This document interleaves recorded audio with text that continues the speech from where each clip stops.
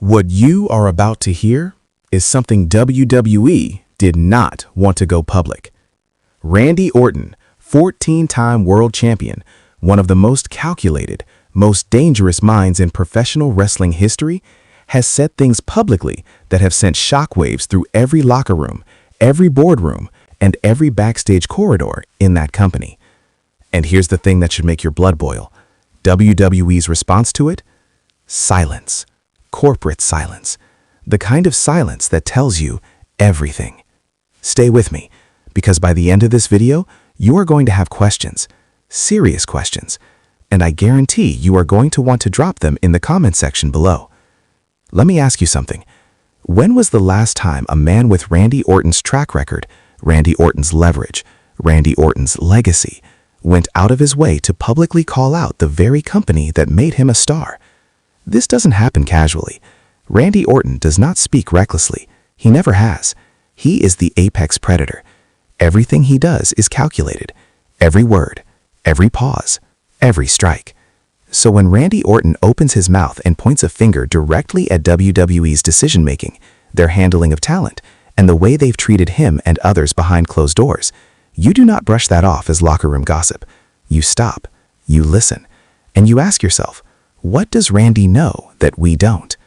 Because I'll tell you this right now, what's sitting on the surface of this story is already explosive, but what's underneath it, that's what nobody is talking about. That's what WrestleScope is here for. To truly understand why Randy Orton calling out WWE is such a massive deal, you have to understand who Randy Orton actually is within that company structure. This is not a disgruntled mid-carder prying about a push. This is not an unsigned talent throwing shots from the outside. Randy Orton is WWE royalty, third-generation royalty. His grandfather was a wrestler. His father, Cowboy Bob Orton, was a wrestler. Randy didn't stumble into this industry. He was born into it, sculpted by it, and then he became better than almost everyone who came before him. He debuted in WWE in 2002. He became the youngest world heavyweight champion in history at just 24 years old. He has been the most reliable, most consistently over, most perpetually relevant superstar on the roster for over 2 decades. When WWE needed a monster heel, Orton delivered. When they needed a beloved babyface, Orton delivered. When they needed ratings, credibility, star power, Randy Orton showed up. And what did he ask for in return? Respect, transparency, and for WWE to treat him and the people he cares about with the basic dignity that his contributions have more than earned. What he says he got instead? That's where this gets dark. Randy Orton has been increasingly vocal in interviews, on his own platform, and through unfiltered podcast appearances about his frustrations with WWE's corporate structure, their creative process, and their handling of serious personal matters. Let's talk about the injury period, because this is where the story begins to unravel in a way that should make every wrestling fan furious. Randy Orton suffered one of the most catastrophic spinal injuries in recent wrestling memory, a serious back injury that kept him out of action for nearly 18 months. 18 months where Randy Orton couldn't perform, couldn't provide in the way he always had, and had to sit and watch and wonder if he would ever compete again. And during that time, during what should have been a period where WWE wrapped its arms around one of its greatest ever performers, Randy Orton has made it crystal clear that the experience left him feeling undervalued, overlooked, and in some moments completely abandoned by the machine he gave his body to for over 2 decades. He spoke about communication breakdowns, about creative discussions that felt one-sided, about being made to feel like a replaceable asset rather than an irreplaceable legend. He spoke about promises, and how easily those promises evaporated when the cameras weren't rolling. But here's the twist that no one is giving enough attention to. Randy Orton isn't just speaking for himself. This is where it gets bigger than Randy. This is where it becomes a movement. When Randy Orton speaks out, he speaks with the authority of someone who has seen the inner machinery of WWE up close for 22 years. He has seen talent come and go. He has seen friendships shattered by politics. He has seen gifted performers buried not because they lacked ability, but because they asked the wrong question to the wrong person on the wrong day. Randy has spoken, carefully but unmistakably, about a culture within WWE where speaking your truth carries consequences, where creative feedback is welcomed only when it aligns with what's already been decided, where you can be the most valuable player on the field and still be made to feel disposable the moment you push back. And that is infuriating. It should be infuriating to you, because you are the reason WWE exists. You, the fans, sitting at home, paying for Peacock subscriptions, buying tickets, purchasing merchandise, investing your emotions and your weekends into this product, You deserve to know that the people entertaining you are being treated with respect. When Randy Orton implies they're not, that's not just a controversy. That's a crisis of accountability. And WWE's silence on the matter? That speaks volumes. Now here's where WrestleScope is going to take you somewhere no one else will. Consider this. Randy Orton's timing is not accidental. We are in an era of professional wrestling unlike anything we've seen before. AEW exists. TNA has momentum. New Japan has international reach.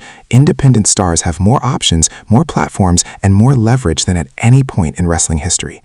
The monopoly WWE once held over talent is fractured. And Randy Orton knows this. Randy Orton calling out WWE right now, publicly, deliberately, with that cold, measured intensity that only he can deliver, is not just an emotional outburst. This is leverage. This is a man who knows exactly how much he is worth on the open market, reminding his employer of that fact. Think about what AEW or any major competing promotion would offer for Randy Orton's signature. Think about what it would mean for the landscape of professional wrestling if the apex predator walked into a rival locker room. It would be one of the most seismic moments in the history of this industry. Randy knows it. Triple H knows it. Vince's ghost in every WWE conference room knows it. So when Randy speaks, when he points that finger, it isn't just emotion, it's strategy. It's negotiation conducted in public. It's the apex predator doing what he has always done, making his opponent react before he's ready. And if WWE doesn't respond, doesn't adapt, doesn't course correct their treatment of their veteran talent, they may not like what the next chapter of this story looks like. And let's not forget, Randy Orton saying this publicly gives permission to others to say it too. There is a generation of WWE talent right now watching this situation play out very carefully. Young performers with dreams and long-term contracts who have their own quiet frustrations, their own unspoken questions, their own grievances filed away in silence because they fear the consequences of honesty. Randy Orton speaking out is a flare going up in the dark. It says, someone with this much credibility, this much history, this much untouchable status is willing to say it publicly. What does that mean for others? What voices might grow louder now? What conversations are happening backstage right now in hushed tones that might eventually make their way to the surface? This, ladies and gentlemen, is how cultures shift, not in boardrooms, but in moments like this, when one respected, powerful voice decides that silence is no longer an option. Let me be balanced here, because WrestleScope is committed to giving you the full picture. WWE, under Triple H's creative leadership, has made significant strides. Talent has spoken positively about the new creative environment. Storylines have improved. There is a genuine effort, by many accounts, to rebuild trust between management and roster. And Randy Orton himself, when he returned from injury, was given a prominent storyline and treated as the main event performer he is. So it is not a black and white situation. But here's the thing. Acknowledging improvement does not mean ignoring the underlying wounds that made improvement necessary in the first place. You cannot remodel the house and pretend the foundation was never cracked.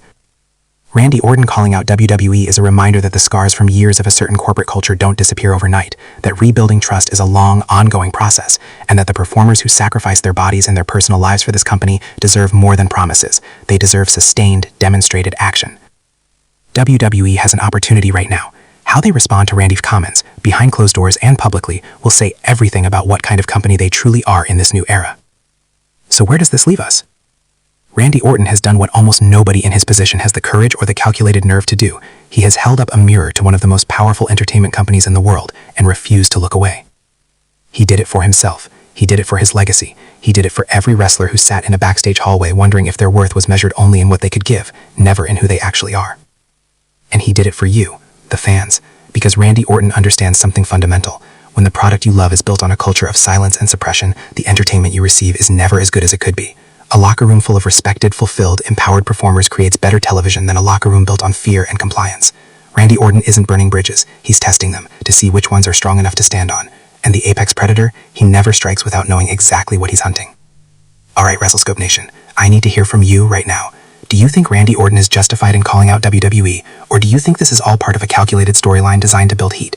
Drop your take in the comments. I am reading every single one and I will be responding. And here's the big question I want every single one of you to answer below. If Randy Orton walked into AEW tomorrow, would you follow him? Yes or no? Let's see where the WrestleScope community stands. If this video hit different, if it made you think, made you angry, made you want to talk, then smash that like button right now. It takes 1 second and it tells the algorithm that wrestling fans want real, unfiltered, in-depth content like this.